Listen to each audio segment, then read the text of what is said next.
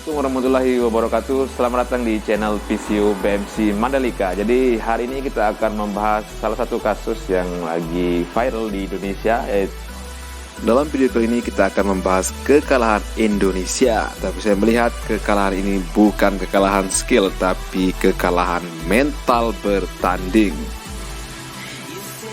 Jadi timnas Indonesia terpaksa takluk dengan skor telak 0-4 dari tim berjuluk Gajah Perang tersebut. Jadi kita bisa menilai gol tercepat Thailand mempengaruhi mental bertanding pemain Indonesia, teman-teman. Kemudian sempat saya juga pertanyakan mengapa pelatih Sintayong tidak menurunkan pemain senior berpengalaman untuk tampil di pertandingan final leg pertama kemarin. Karena pemain senior sangat diperlukan untuk memberi motivasi kepada rekan-rekan setimnya yang relatif masih cukup muda.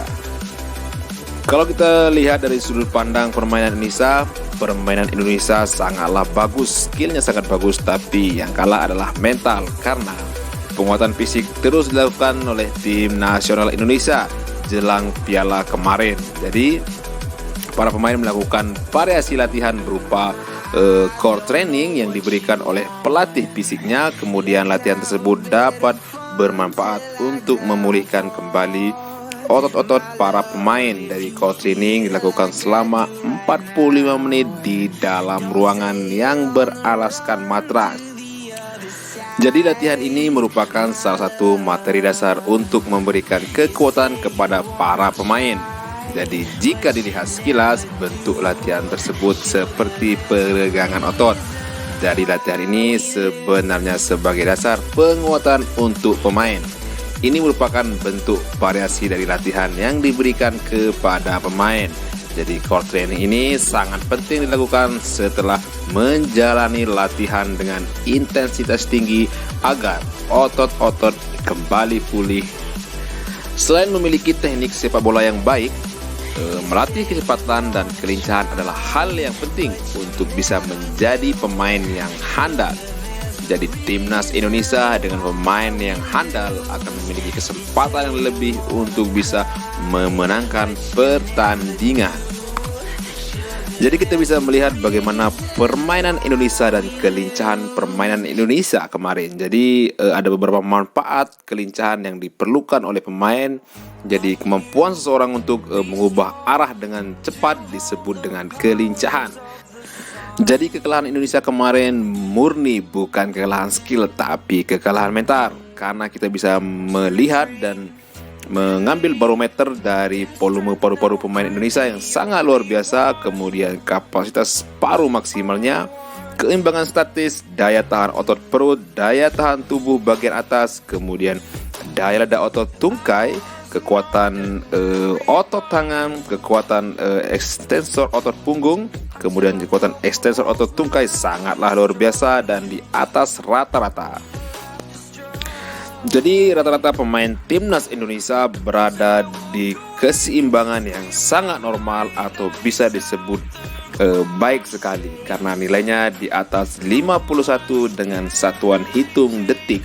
Jadi pengukuran keseimbangan dilakukan dengan menggunakan alat balance test, yaitu tes berdiri dengan satu kaki di atas sensor balance test. Jadi itu adalah manfaat atau tes yang diberikan kepada atlet timnas Indonesia.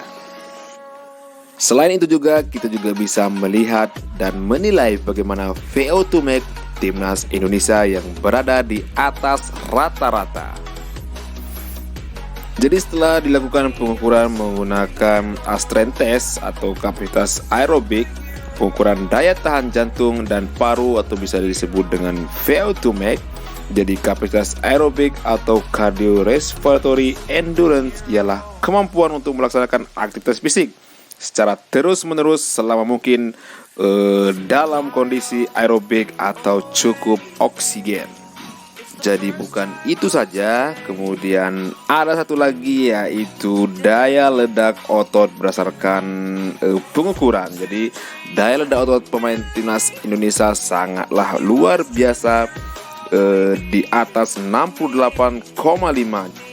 Jadi tidak ada alasan Indonesia kalah dari skill dan kemampuan fisik yang sangat luar biasa. Jadi ada beberapa pengukuran yang harus dilakukan sebelum masuk timnas, dan itu sudah dilakukan dan hasilnya sangat bagus, seperti kecepatan reaksi, koordinasi, kemudian kelincahan, ada pengukuran VO2 max, daya tahan otot lokal, kemudian fleksibilitas, daya ledak otot, speednya, kemudian fungsi paru juga dilakukan, kemudian kekuatan hand grip, kemudian keseimbangan.